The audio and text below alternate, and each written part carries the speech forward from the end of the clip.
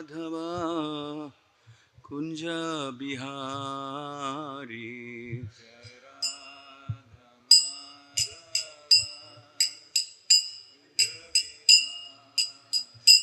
Jaya Radha Madhava Kunja Bihari.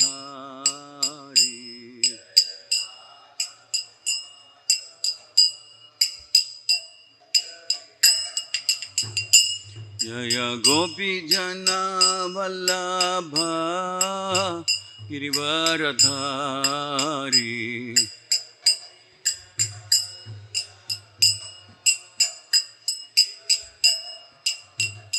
Jaya Gopi Jana Vallabha Girivaradhari.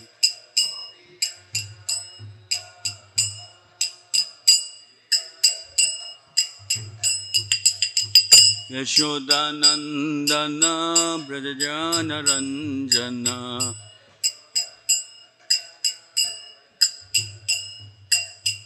Yashodanandana Brajajana Ranjana.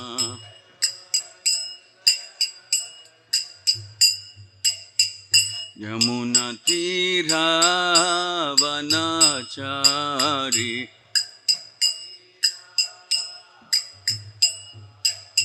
Yamuna Tira Vanachari.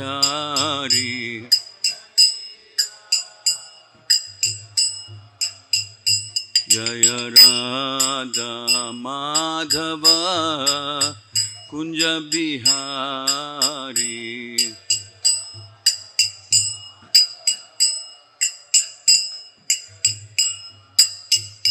Jaya Radha Madhava Bihari.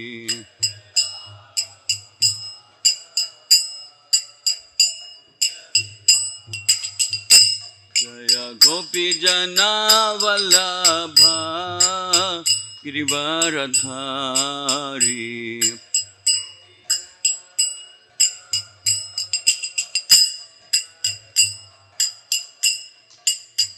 Yashodanandana Brajajana Ranjana.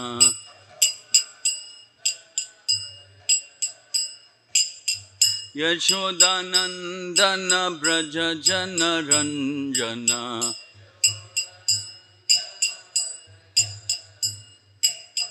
Yashodanandana Brajajana Ranjana.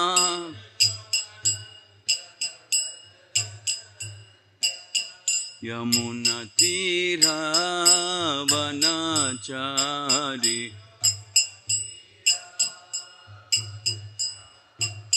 Yamuna Tira Vanachari.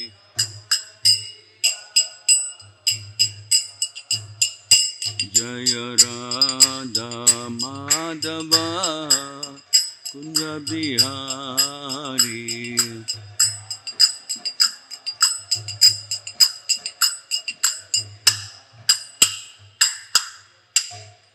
Evam Vishpad Paramams Parivrajacharya Stotra Sato Shri Srimad Divine Grace Bhaktivedanta Swami Srila Prabhupada Ki Grantaraj Srimad Bhagavatam Ki Shri Shri Radha Madanmohan Jagannath Baladev Subhadramai Shri Shri Gaur Nitai Ki.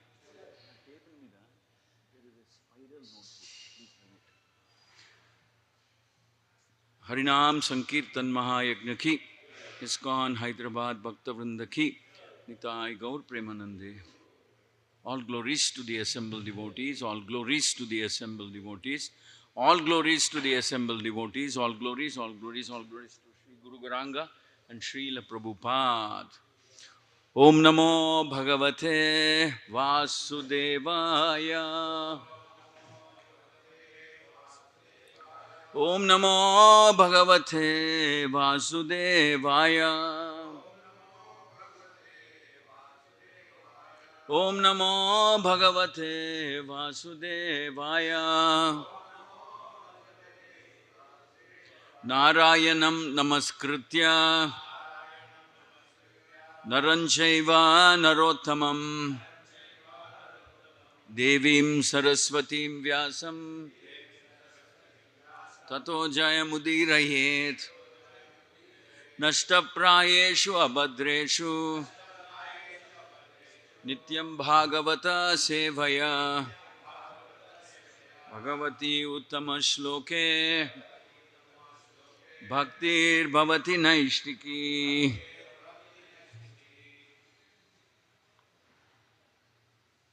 Reading from Srimad Bhagavatam, Canto 4, Chapter 28, text number 2.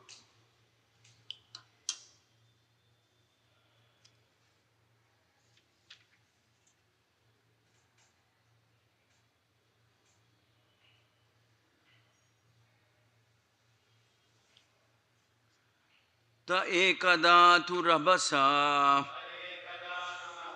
ta ekada tu rabasa, puranjana purim nrupa, puranjana purim nrupa, rurudhur bhauma bhogadhyam, rurudhur bhauma bhogadhyam, jarat pannagapalitam, jarat pannagapalitam, ta ekada tu rabasa, puranjana purim nrupa, puranjana purim nrupa, rurudhur bhauma bhogadhyam, rurudhur bhauma bhogadhyam, jarat pannagapalitam, jarat pannagapalitam.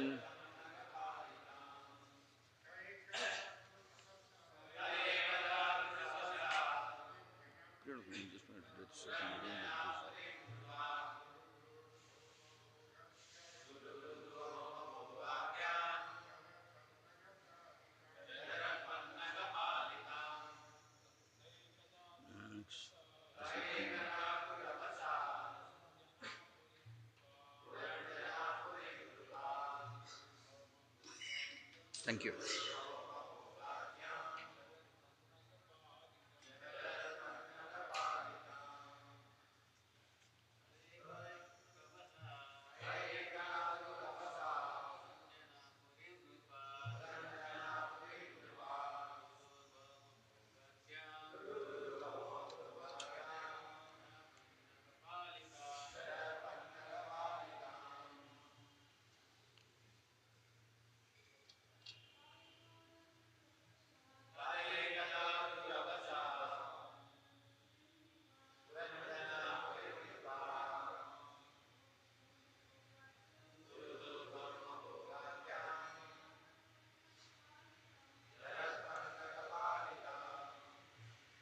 Ta te, they, ekada, once upon a time, tu, then, rabasa, with great force, Puranjana Purim, the city of Puranjana, Nrupa, O king, Ruruduhu, encircled, Bauma Bhoga Adhyam, full of sense enjoyment, Jarat, old, Pannaga, by the serpent, Palitam,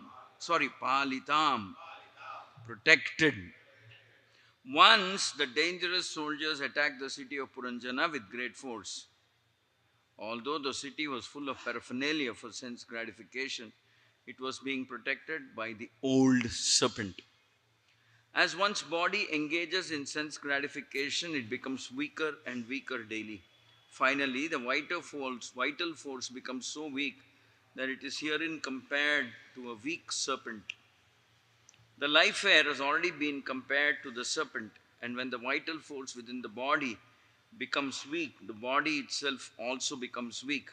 At such a time, the death symptoms, that is, the dangerous soldiers of the death superintendent Yamaraja, begin to attack very severely. According to the Vedic system, before coming to such a stage, one should leave home and take sannyas to preach the message of God for the duration of life. However, if one sits at home and is served by his beloved wife and children, he certainly becomes weaker and weaker due to sense gratification. When death finally comes, one leaves the body devoid of spiritual assets. I repeat, when death finally comes, one leaves the body devoid of spiritual assets. At the present time, even the oldest man in the family does not leave home, being attracted by wife, children, money, opulence, dwelling, etc. Thus, at the end of life, one worries about how his wife will be protected and how she will manage the great family responsibilities.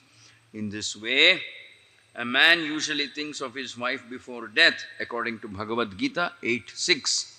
Yam yam vapi smaran bhavan tyajatyante kalevaram tam tam evaiti kaunteya sada tadbhava bhavitaha. Whatever state of being one remembers when he quits his body, that state he will attain without fail. At the end of life, a person thinks of what he has done throughout his whole life. Thus he gets another body, Dehantara, according to his thoughts and desires at the end of life. One overly addicted to life at home naturally thinks of his beloved wife at the end of life. Consequently, in the next life, he gets the body of a woman. And he also acquires the result of his pious or impious activities. In this chapter, the acceptance of a woman's body by King Puranjana will be thoroughly explained. Om Ajnana Timirandasya Jnananjana Shalakaya Chakshurun Militam Yena Tasmai Shri Gurave Namaha. Shri Chaitanya Manobhishtam Stapitam Yena Bhutale Swayam Rupa Kadamahyam Dadati Swapadantikam Vandeham Shri Guru Shri Yuta Padakamalam Shri Gurun Vaishnavamsya Shri Rupam Sagrajatam Sahagana Raghunathanvitam Tam Sajivam Sadvaitam Savadutam Parijana Sahitam Shri Krishna Chaitanya Devam Shri Radha Krishna Padan Sahagana Lalita Shri Vishakhan Vitamsha. He Krishna Karuna Sindhu Dinabandho Jagatpate Gopesha Gopika Kanta Radha Kanta Namostute Tapta Kanchana Gaurangi Radhe Vrindavaneshwari Vrishabhanu Sute Devi Pranamami Hari Priye Vancha Kalpatarubhyasya Krupa Sindhubhya Evacha Patitanam Pavanebhyo Vaishnavebhyo Namo Namaha. Jaya Shri Krishna Chaitanya Prabhu Nityananda Shri Advaita Gadadhara Shri Vasadi Gaura Bhakta Vrinda.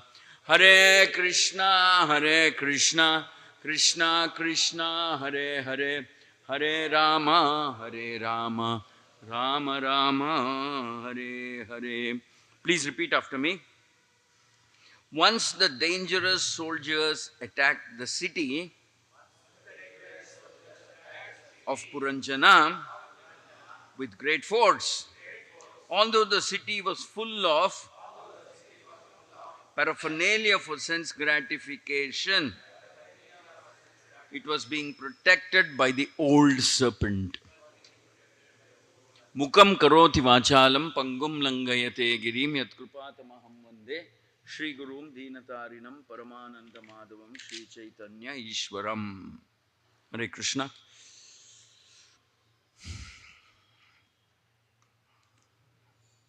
So this is a chapter where it is said that how Puranjana becomes a woman in his next birth. Prachina Parishad is being preached to by Narada Muni about the dangers of unregulated material life. The danger is that as long as we live, if we are determined that we will continue to be in materialistic atmosphere, then it has an impact on the kind of life one will get, in the kind of body one will get in the next life. So in the case of Puranjana, in this chapter, Prabhupada is saying But this chapter will in detail explain why and how Puranjana gets a female form in his next life. In an absolute sense, it does not matter whether you have a male body, female body, because um, both of them are a result of some type of karma and your consciousness at the time you leave the body. They are a result of your consciousness. And neither the male body nor the female body is disqualified from doing devotional service. Neither the male nor female body is disqualified. Both of them, in any form, one can perform devotional service. And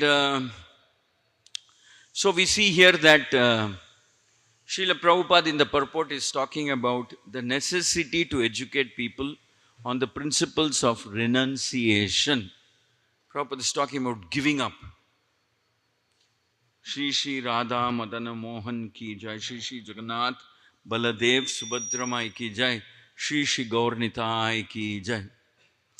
Srila Prabhupada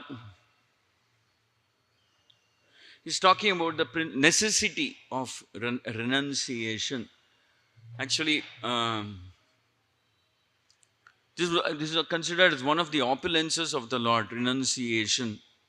Sometimes people get confused. How is that renunciation is an opulence? How can it be considered as opulence? Renunciation means giving up everything. But in the scripture it is mentioned that the ability to give up is very special. Ability, willingness to give up is very rare and very special. So at a time when Lord Rama was designated as the crown prince of Koshala Pradesh, and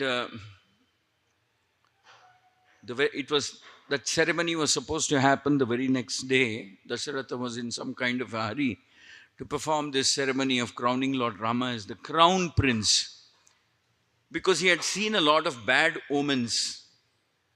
And he says that before anything really bad happens, I want to crown Lord Rama as the crown prince, and then I'll become peaceful.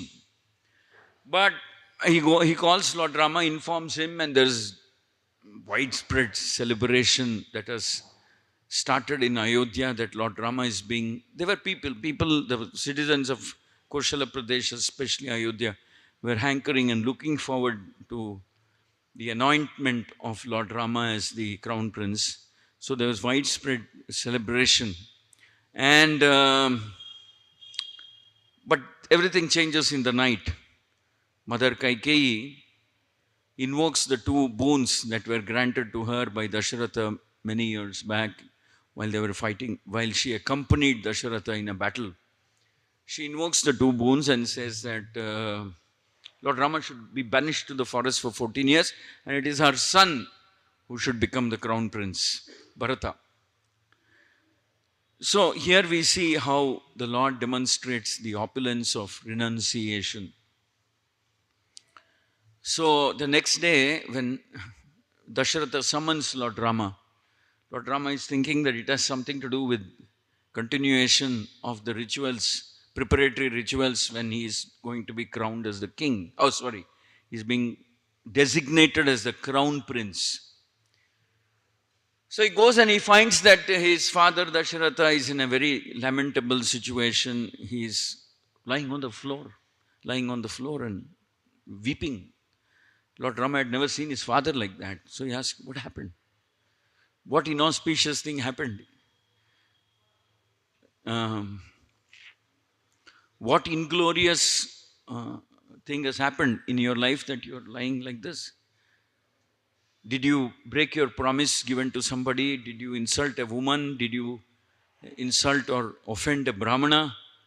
Did you utter a lie? Like that, Rama is inquiring. Then what happened? Dasharatha is not able to speak. Especially when he sees Lord Rama, he becomes choked up and he's not able to speak one word, even utter a word. So, Kaikeyi is sitting there in a very nonchalant manner. She's sitting there and she says, no, don't try to talk to him. He may not be able to talk. You come here, I'll tell you what happened. Kaikeyi is saying in a very, very confident, nonchalant manner. So Lord Rama approaches Kaikeyi and say, yeah, I'm so deeply concerned. What happened to my father? Why is he lying like this on the floor and weeping and is not able to speak? What great crime or offense has he committed for him to lament like this? Then Kaikeyi says, no, it's not any offense that he has committed, nor has he blundered, nor has he lied, nor has he insulted a woman or a brahmana, or nor has he, like that. Then what has happened? Kaikeyi will say, years back in some battle, I had saved Dasharatha's life and he gave me 2 boons. He said, 2 boons, anytime you can ask.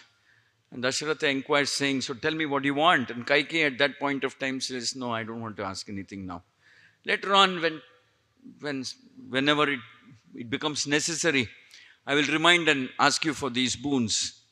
So I asked for those boons today. Rama says, very nice, you have asked, and I am very sure my father would have granted them. He says, yes, that is what he did, and that is why he is like this, and he won't be able to talk to you. Then Kaikeyi reveals that, the 2 boons, Rama should go to the forest and Bharata should become the crown prince.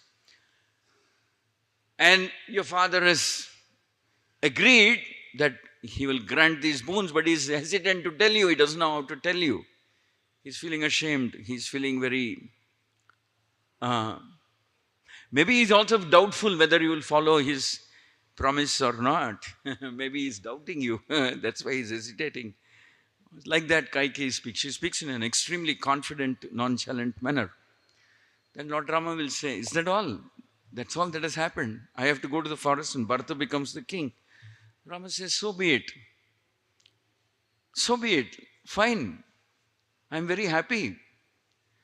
After all, it is my dearest brother Bharata who is going to become a crown prince. I rejoice that he is going to become the crown prince. I offer him my best wishes and this. He's very qualified. I'm sure he'll rule this kingdom in a very fair, very glorious manner. He'll bring more credit to our Vamsha, Ikshvaku Vamsha. And in order to honor the promise that my father gave me, father gave you, I will go to the forest. And then Kaikeyi says, you should go to the forest immediately.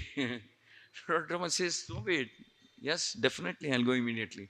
Then Kaikeyi says, you should give up all your royal attire. You should give up your royal attire, the clothes that you're wearing, the jewels you wear, everything you should give up, and you should wear dress that is suitable for somebody who lives in a forest. Lord Rama will look at his dress and says, I'm just wearing these dresses, the jewels as a formality. It's not that I'm attached to these dresses or anything at all. Then Lord Rama will clarify to Mother Kaikeyi and say, if there is anything I'm attached to, I'm attached to to the service of my father, my mothers. You're also included, one of my mothers, and my Vamsha and Dharma. That's what I'm attached to, not to these external. It does not matter to me whether I'm the king or not the king.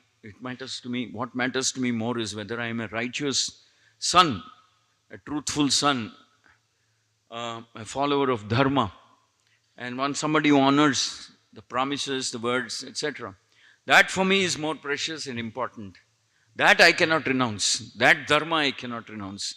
Anything else, in the process of having to fulfill the promise of my father or Dharma or anything else I have to give up, it is fine. So Lord Rama, more or less cheerfully, imagine the shock that somebody goes through, that he is due to become the crown prince and suddenly everything has changed now. And the same ingredients which were collected to make Rama the crown prince, crown him, the Abhisheka to him and so many other things will now be used to consecrate or anoint Bharata as the crown prince. And look at the irony of the whole event. And Kaikeyi has already made dresses ready. Something she does. And at the point of leaving, Kaikeyi forces them and says, what are you waiting for? Why are you delaying? Why don't you go immediately? She says, because she's so worried, she's scared. Maybe Rama will change his mind. Maybe Dasharatha will change his mind. Maybe something else will happen. Let him go immediately. Let him go to the forest immediately. Lord Rama will say, Why are you so nervous, Mother Kaikeyi? I will go. But please grant me enough time to take permission from my mothers and my wife. Please grant me enough time to take permission. Then I will go. Kaikeyi will say, do that quickly, like that. So Lord Rama will then go to Sumitra and he'll go to, Kausalya, and then try to inform his wife's mother Sita. But Sita insists on coming. So even Sita demonstrates the same quality of renunciation. So this is the meaning of opulence of renunciation. The Lord is unaffected by materials offerings. Like for example, when Lord Krishna goes to the house of Vidura, though he was offered a very opulent setting, come stay with Dushasana. Dushasana's palace is the grandest palace, even grander than that of Duryodhana. Come stay in Dushasana's house. Krishna says, no, I cannot stay there. I'd rather stay in my dear devotee Vidura's place. So you can see Krishna is not attached to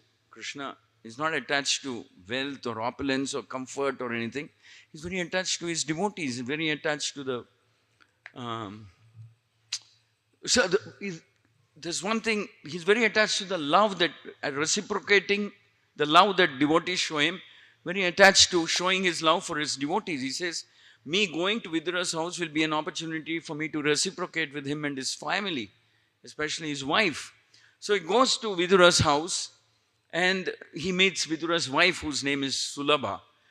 And then this famous story is there that Vidura's wife peels the banana and gives the peel to Lord Krishna while throwing away the banana. She's in ecstasy, seeing Krishna in her house. So she's not, she's experiencing bliss. She's experiencing the highest happiness, ecstasy that Krishna has descended on her house, that she throws away the banana and gives the peel. And Krishna is also so transcendentally reciprocating with her that he's eating the peel and saying, oh, I've never tasted anything so nice. He's saying, I didn't taste anything so nice. So, in one sense, you can see that Krishna's happiness is not derived by material things. Okay, you be the king, you be the crown prince, there's opulence, there's palace, there's servants, and there's wealth, and there's power and authority, etc. Krishna becomes happy when he's having simple, loving exchanges, dealings with his devotees. And finally it says that Vidura walks in. Vidura walks in and he's looking at both of them talking to each other. His wife is shedding tears of joy and ecstasy and continuing to give banana peel to Krishna. And Krishna is eating that, relishing, he's not even seeing what is coming into his hand. He's just eating it, and then he's saying, they're talking to each other. Then Vidura thinks it's improper, you're disrespecting Krishna.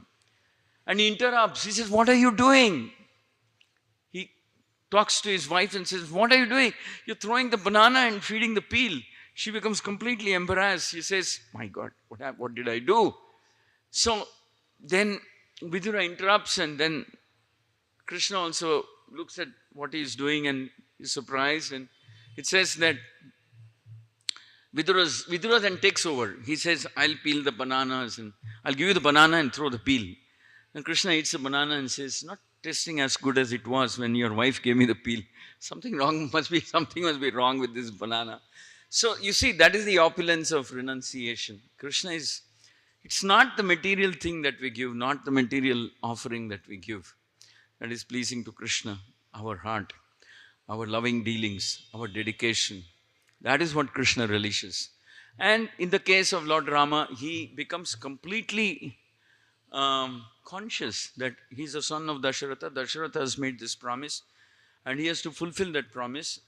And you don't see any trace of either bitterness in Lord Rama's behavior towards Dasharatha or even towards Kaikeyi. You don't see even the slightest trace of bitterness, anger, frustration. I'm the eldest son, I should have been the king, or successor. How could Bharata get it? He's after all younger than me. What is this? How could they? No, not even the slightest trace. So the Lord just accepts and walks away. So this is the opulence of renunciation. Renouncing material. So it is said that Um, the danger about having material opulences is that we tend to get attached. I tend to get attached, tend to get carried away, tend to get entangled in these things, so much so that we don't realize that we're getting old and we're getting, like it happened in the case of Puranjana. He's getting old, he's getting weaker, and it's very tempting to indulge uh, in, uh, in all the luxuries and so-called pleasures of material existence. So much so that we even get disoriented from what is our real goal, and that the Atma is eternal, and we should worry about what state of what kind of body we will get in the next life. And so we get completely disoriented and derailed from our spiritual pursuits. So much so that it will even influence what kind of body we will get in the next life. Like in Puranjana's case, he was due to get the body of a woman. So we become completely neglectful to that extent that, and then this is called a cycle. So when we get a body of a woman, and woman body has its own nature, then we get immersed in that type of nature. So this is a bondage, this is some kind of a cycle that happens. And the thing is, Prabhupada is pointing out that sometimes people don't, they hang on in materialistic life and material, whatever, house and comfort of opulence, family, children, grandchildren, great-grandchildren, wife and servants and all that, that they are not aware that Atma is a higher purpose, the life has a higher purpose, higher destination. They're not aware. Prabhupada says that very pathetic way of living until the last breath of your life, you're completely engrossed in material activities, so much so that you're sacrificing your own self-interest. So Prabhupada here in the purport is talking about renunciation, and then in order to, in order to actually inspire us, even the Lord shows renunciation. Lord Chaitanya took sannyas at the age of 24. So we have to be, um, we have to be conscious that we don't really belong to this material world. We don't really belong to this body. I can even say, okay, I can understand this material world is external. But the fact is that I don't belong to this body also. This body also is an imposition, is a temporary cage, an instrument of bondage, even the body. So Prabhupada mentions that when there is attachment to the body, then the extensions of the body, we develop attachments. Family, wife, children, house, money, opulence, etc. So Prabhupada mentions that even body, we cannot develop, or we cannot have blind attachment to the body, because as long as we use the body as an instrument to further progress in our spiritual consciousness, evolve, then it is okay. Body becomes a useful instrument to pursue one's spiritual activities and so on. Without body, it's not possible to perform certain types of activities. So as long as we understand that the body has a definite purpose, that is to help us progress spiritually, it's kind of okay. But otherwise we develop attachment to the body. See, this is a very imperceptible thing. We think it's pretty natural to be attached to the body. My body, Baba, I am this body, or something like that. We think it's very natural, very okay, very correct to develop attachment to the body. Actually, scripture says by itself developing attachment to the body is not wrong. But if we are not using this body as an instrument to develop renunciation.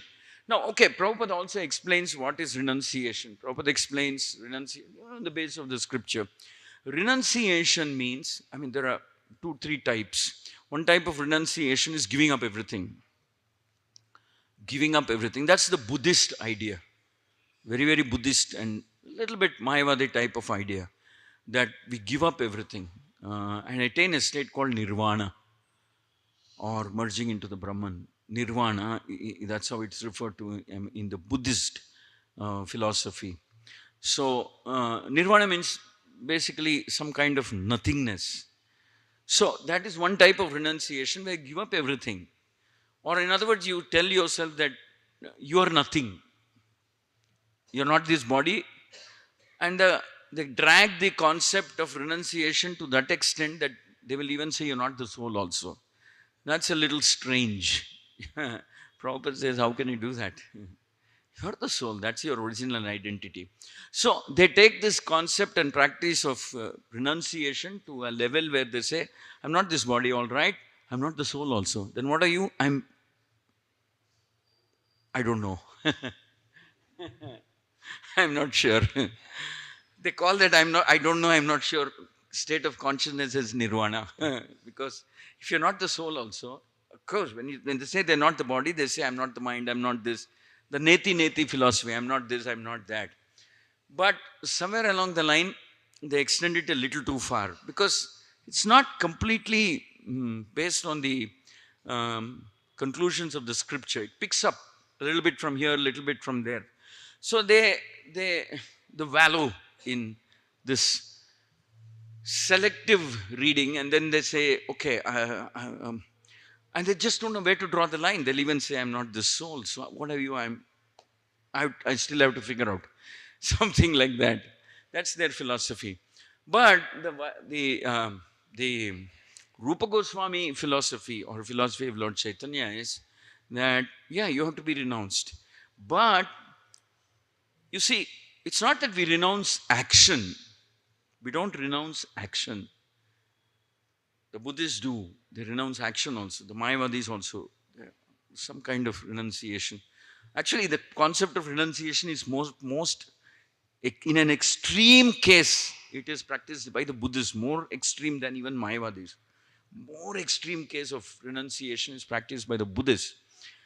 But Rupa Goswami says, I mean, to the point where they say, we don't even act. Okay, fine, you don't act. That's kind of understandable. Because they'll say, if you act, you get entangled. Because there's a law of karma that is unleashed the moment you act. But they'll say, you don't even think. That's a little mysterious. How do you develop a consciousness where you stop the function of thinking? But then they have a very mechanical process of doing it. Very mechanical. It is not a process where you try and develop a higher taste. It's a process of denying neti. So they try and develop a consciousness where they don't even think. They don't have any cognitive function. Now, how to do that? It's some kind of forced meditation they do. Then they take it to the next level where they say that they say, okay, I don't think. Then they say, I don't exist. Prabhupada calls it Shunyavadi. He calls it one of the diseases of this modern materialistic world. I don't exist. There is no I like that, they carry on. That's their, but it's pretty mechanical. Mechanical in the sense they force their mind to do strange things in the process of meditation to practice this. But so the very different from the Gaudiya Vaishnava understanding of renunciation. Gaudiya Vaishnava understanding is we don't renounce the body, we don't renounce the world, we accept the world as for what it is. We accept that this world is temporary, it is a creation of the Lord, it's a platform given for us to experience our karma and maybe make new karma. But we neither renounce this world but then what are we renouncing? We renounce the tendency to enjoy the results of our work. In other words, we don't renounce action. We practice renunciation within action. That means we tell ourselves that this body belongs to Krishna. This body belongs to the Lord. I should engage this body in this. It's not mine. The Mayavadis say this body doesn't exist. But we say the body doesn't belong to me. So there's a huge difference between the two understandings of the word renunciation in the Buddhist philosophy and our. They say the body doesn't exist. We say the body is not mine. It exists. So whose is it? It belongs to Krishna. So it has to be used. So we renounce while doing action. That means we renounce the results of the action. We renounce the results of the action, which means we offer the results of the action to the Supreme Lord's pleasure. We renounce the tendency to engage the body in what, sense gratification. Prabhupada uses the word very clearly, sense gratification, or shall we say self gratification. We renounce, we say no, this body cannot be used for generating pleasure for others. In other words, what we renounce is that I am the center of everything. I work for myself. I work for my pleasure.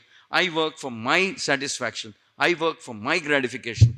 I mean, everything works for myself and my body, my whatever, my senses. So what do we renounce? We renounce that. I work for Krishna and only for Krishna's pleasure. So that is called Yukta Vairagya. Yukta Vairagya. Prabhupada also explains the other type of renunciation called Marakata Vairagya. Srila Prabhupada explains that Marakata Vairagya means you indulge in something, some type of a game on a computer or a laptop or what do you call it, cell phone or something. And you play that game so much that you get fed up. Then you renounce that game. And what do? You search for another game. Prabhupada says, it's like a monkey which sits on one branch of a tree, eats everything on that branch, and then jumps and then gives up that branch and hops onto another branch. But the activity of the monkey is still the same. It gives up one branch, sits on another branch, and engages in this pretty much the same type of activity. Can we call that renunciation? Prabhupada says, yeah, it has renounced one branch, but it's gone on to another branch. What type of renunciation is that? Srila Prabhupada says, what type of renunciation is that? Prabhupada calls it Marakata Vairagya. That's some kind of a monkey type of a renunciation. No, that's not correct. The only renunciation that works for us, that is recommended, is Yukta Vairagya. A recognition that Krishna is the Supreme Lord. We don't renounce anything at all. We renounce the tendency to. Prabhupada also uses the word lording over nature. Lording means trying to enjoy. I am the enjoyer. I am the center of everything. I am the center of my life. Everybody should help me to enjoy. And so on. And the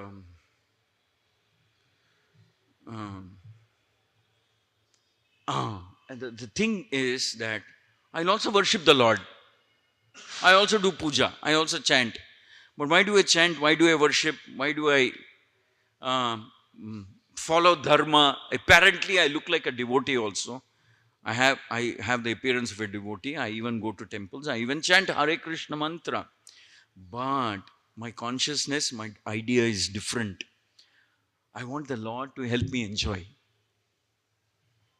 So Srila Prabhupada says that is called fruitive tendency.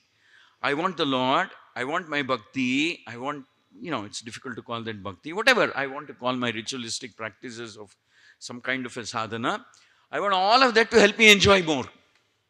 Which means I want to probably become a devata, then best among the devatas, then, whatever, the highest platform of enjoyment. I know I will get that highest platform of enjoyment when I'm very, very carefully avoiding sinful activities. But I want to enjoy, and I want to enjoy, if possible, eternally. I want to enjoy. I want to be the enjoyer. I want to be the enjoyer. I want to enjoy. I am the enjoyer. So this is the consciousness of a fruitive worker.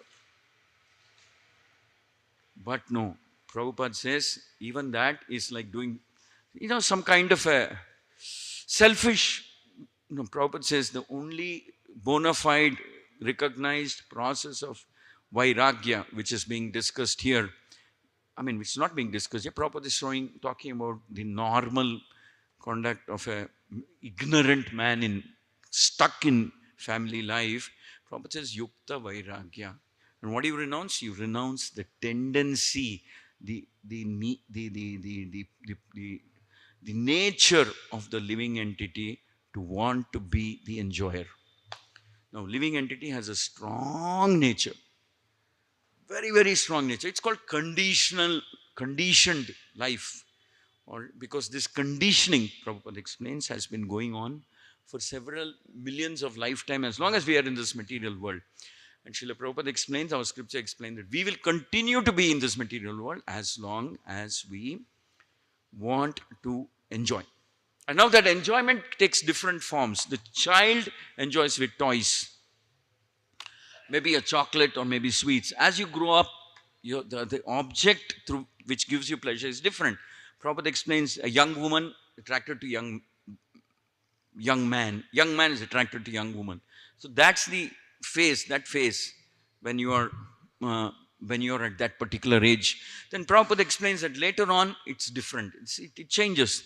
Then after you have crossed a particular level of whatever entanglement, then it becomes the family. My wife, my children, my family, my wealth, my possessions, my opulence, my everything. So the object which gives you pleasure may change, but the nature is the same, to enjoy. To enjoy. Enjoy means I have to feel happy. No. Prabhupada says no. So you renounce this urge to enjoy. Understand that you're part and parcel of Krishna and serve Krishna. And understand that that is what we have to do. Use this body to serve Krishna. So, if you look at the definition of real renunciation, Srila Prabhupada mentions here, self-control means that one should not accept anything which is detrimental to the path of spiritual progress. That means don't let anything come, whether it is family, wife, life, anything. Don't let anything come in the way of dedicating yourself for spiritual progress. What is spiritual progress? Spiritual progress means accepting that Krishna is the enjoyer. My business is to give pleasure to Krishna. Engage my body to give pleasure to Krishna. Engage my time, resources, energy, body, everything to give pleasure to Krishna. Krishna is the object of enjoyment. Krishna is the enjoyer. Not that Krishna is one of the enjoyers. Krishna is the only enjoyer. My business is to give pleasure to Krishna. And Prabhupada explains that because we are part and parcel of Krishna, you will end up being happy. You don't worry. Don't make separate arrangements to become happy. Your happiness, genuine happiness, will flood your mind and conscience when you try to make Krishna happy. So it said, one should become accustomed to this and reject anything which is against the path of spiritual progress. That is real renunciation. Real renunciation is not what Puranjana is doing. Staying in the house with family, with wife, with children, with grandchildren, protecting them, engaging them to protect him, deriving some pleasure by looking at them, being completely bound or become slave of this type of existence. He's enslaved by this. A living entity becomes enslaved, servant of the family, attachments, etc. And hoping that these things, these objects will provide pleasure to him. No matter how old or diseased he gets, he still is determined to enjoy. And he laments that as he is becoming old, he is not able to enjoy. And Prabhupada says, because that trace of that desire to enjoy is there, not purified completely to understand that Krishna is the enjoyer. I have to work for Krishna's enjoyment. He'll be born again based on his karma. Prabhupada explains clearly based on what he's thinking about at the time of death. Then again, Prabhupada says, very nicely, very wonderfully, Prabhupada is explaining, steadiness means that one should be determined to make progress in spiritual life. That means education also has to be changed. Not materialistic education where you're told that, if you're earning X amount of money, why can't you make it 2X or 3X or 4X? And then you can buy more things and maybe that will make you happy. That's how modern education is. But then it's wrong. It's really wrong. Education means to make spiritual progress. Um, because uh, trying to make x into 2x or 3x or 4x is actually a life of misery, because you're competing, you're pushing yourself, you're putting so much pressure in yourself, so much anxiety you're generating, etc. And finally, when x becomes 2x or 5x or 10x, you'll realize that it's not actually increased your happiness. It's only increased your attachment. It only increased your illusion. Attachment and illusion. And like that. So Prabhupada says, please understand that human life is meant to make spiritual progress. Why? We are not saying that don't try to be happy. We're only saying that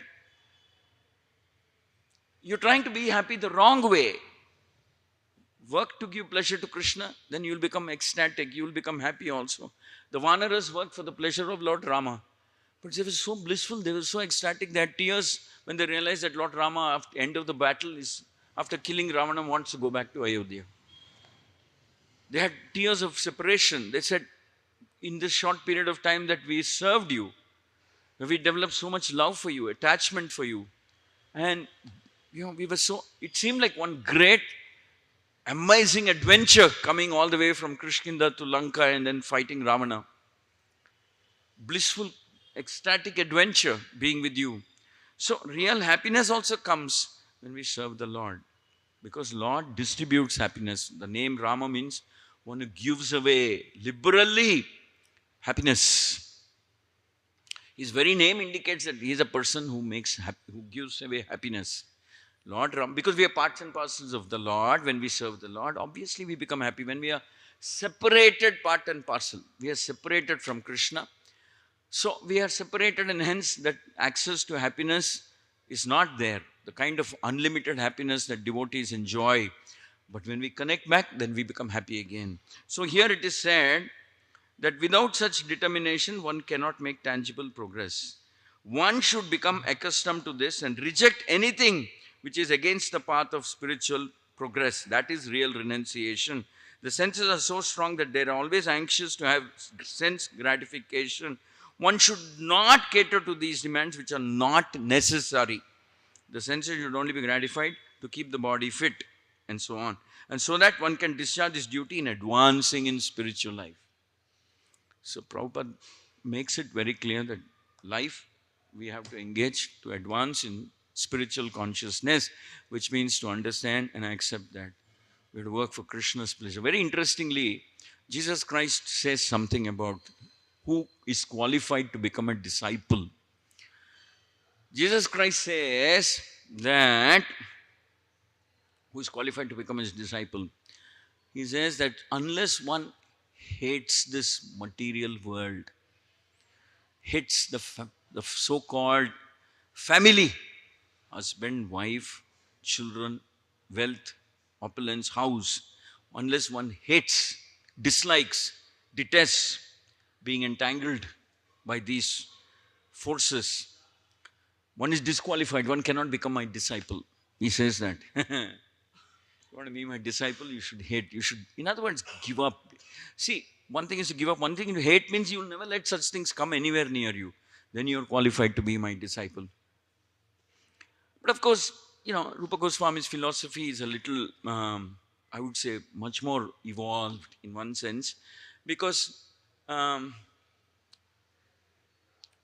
Rupa Goswami's philosophy is whatever you have, whatever you have got, whatever you're blessed with, whatever be your material situation, use everything that is at your disposal for the pleasure of Krishna. For the pleasure of Krishna. So don't, Rupa Goswami's philosophy is love Krishna and use everything to serve Krishna and for the pleasure of Krishna. Because, in the Vedic philosophy, it said that this business of hating intensely and liking, these are some kind of dualities. So Rupa Goswami takes a different route, a middle route. He says, engage everything in Krishna's pleasure. So ultimately, we have to see that renunciation means being strong enough, being courageous, being bold to give up the desire to be the center, give up the desire to be the enjoyer, replace that with Krishna. Krishna is the enjoyer, Krishna is the uh, object of pleasure, Krishna is the one we serve, Krishna is the one whom we have to please. And Rupa Goswami says that is perfection. Why is that perfection? Because we are part and parcels of Krishna. And you exist in the material consciousness as long as you have even a small trace of desire to enjoy. It may be, I said, initially toys, then, a woman likes a man, man likes a woman, then opulence. Then it can even be this desire to have name, fame, followers. That can also be a desire. So we have to renounce that also. Whatever happens in our life, we look at it as a mercy of Krishna, mercy of the Lord, and to be used, that situation to how I can engage in Krishna's service. Whatever happens in our life, how can I engage myself in Krishna's service? So Prabhupada explains that later on, when we become, then there's this strong desire to become famous, powerful, respected, glorified, etc. Even that desire, even that is to be renounced. Whatever happens, we look at it as mercy of Krishna, and whatever comes by, we offer it back in the service of Krishna. So renunciation, the Lord himself demonstrates. So in our culture, in our philosophy, it is expected that after one is 50, one actually gives up and replaces the family with, completely gives up, retires from family life, goes away if possible, lives separately, and engages in uninterrupted service of Krishna. And then one starts making genuine spiritual progress. That is real renunciation. That means whatever time you have after a particular, but then Prabhupada explains that also, it's not that when you are before 50, before you take vanaprastha, you are completely materialistically engaged. Doesn't work like that. Prabhupada says from the time you have developed your consciousness and you have developed the ability to discriminate, you teach yourself how to live for Krishna's pleasure. And then it is possible for such a living entity to step into vanaprastha. It's a natural progression. You can't suddenly become a vanaprasthi at the age of 50 or 55 or whatever, while living in a completely contaminated, materialistic, fruitive life. Suddenly you become vanaprasthi. It doesn't work like that. Prabhupada says it has to be cultivated. That has to be taught. Renunciation has to be taught. Renunciation has to be recognized as a quality that is there in Krishna, a quality. But our idea of renunciation is not like what Jesus Christ said, hate everything, or Buddhist idea, renounce everything, give up everything. No. Our idea is whatever you have, engage in Krishna's service. The body and anything that comes by, engage in Krishna's service. And this is especially difficult for those who are in family life, because very easy to like your wife, to take service from your wife, to become dependent on your wife, to develop attachment to your family situation because your children, grandchildren are doting, they're running around you and seems like they like you and seems like they enjoy your company and so on. Maybe true, maybe they like you, maybe whatever it is, but we have to show, like it says, steadiness and determination. Prabhupada explains, reject everything, anything that comes in the way of spiritual progress. So which means one has to be determined to keep in our mind that this is an opportunity to evolve, grow spiritually, which means I have to renounce the tendency to. How can you renounce? You can renounce only when you work for the pleasure of Krishna. When you work for the pleasure of Krishna, automatically personal sense gratificative pressures are subdued when you work for the pleasure of Krishna. When Krishna is happy, you don't need anything. With your service, you will never be attracted, or shall we say distracted, by anything else, if Krishna is happy with your service. So, um, um, uh, this is way, way, way above what is explained in the context of renunciation as practiced, let's say, by the Buddhists or the Mayavadis. Here we accept everything, material world, spiritual world, creation, everything is Krishna's energy. Everything belongs to Krishna. In one absolute sense, everything actually is created, or shall we say, uh, uh, you know, Krishna, in one sense. Krishna or his separated energies or his creation. So are we. So is my body. Hence, I have used everything in Krishna's service. That's real renunciation. Hare Krishna, Hare Krishna, Krishna Krishna, Hare Hare, Hare Rama, Hare Rama.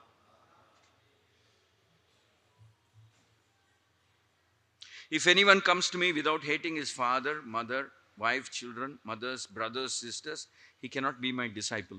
That's what Jesus Christ is saying.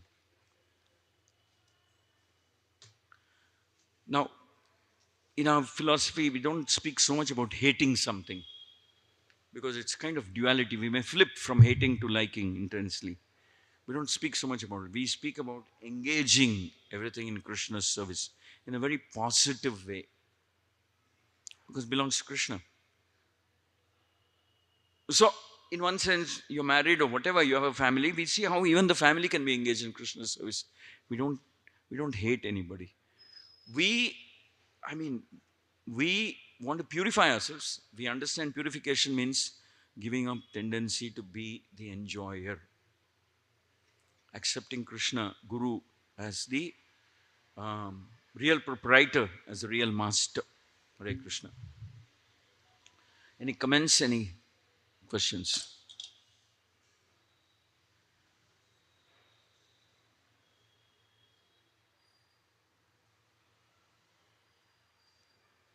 Okay. Rantaraj Srimad Bhagavatam ki. Srila Prabhupada ki.